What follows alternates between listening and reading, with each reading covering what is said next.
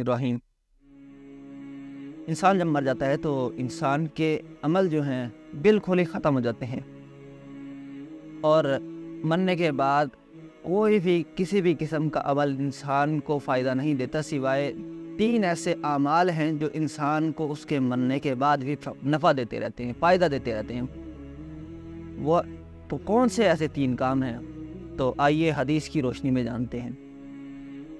حدیث شریف کے راوی حضرت ابو ہریرہ رضی اللہ تعالیٰ عنہ ہیں۔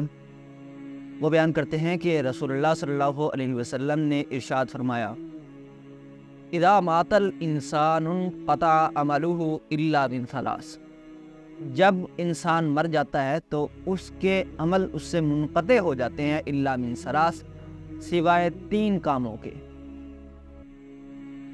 یعنی رسول اللہ نے فرمایا کہ انسان کو جب موت واقع ہو جاتی ہے، انسان کی روح قبض ہو جاتی ہے، روح قبض کے بعد انسان کوئی کام نہیں کر سکتا، ایک بے جان مردے کی حالت میں پڑا ہوتا ہے جس کے اندر کوئی جان نہیں ہوتی۔ تو رسول اللہ نے فرمایا کہ جب انسان مر جاتا ہے تو اس کے عمل اس سے منقطع ہو جاتے ہیں، الا من ثلاث، سوائے 3 کاموں کے۔ وہ 3 کام کون سے ہیں؟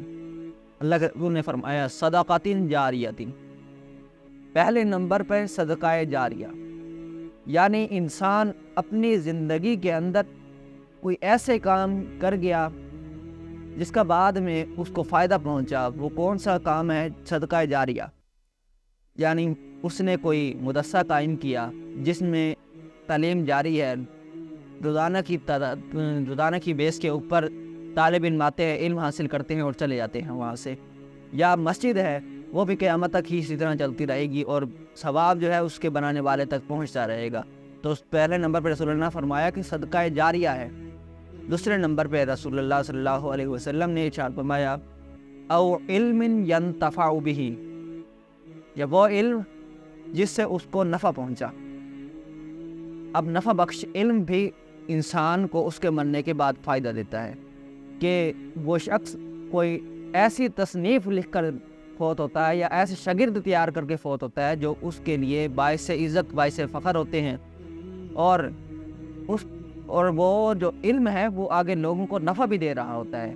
تو رسول اللہ نے فرمایا کہ وہ علم، ایسا علم جس کے ساتھ اس کو نفع ہوا، وہ علم بھی اس کے لیے باقی رہے گا، وہ عمل باقی رہے گا اس کے لیے۔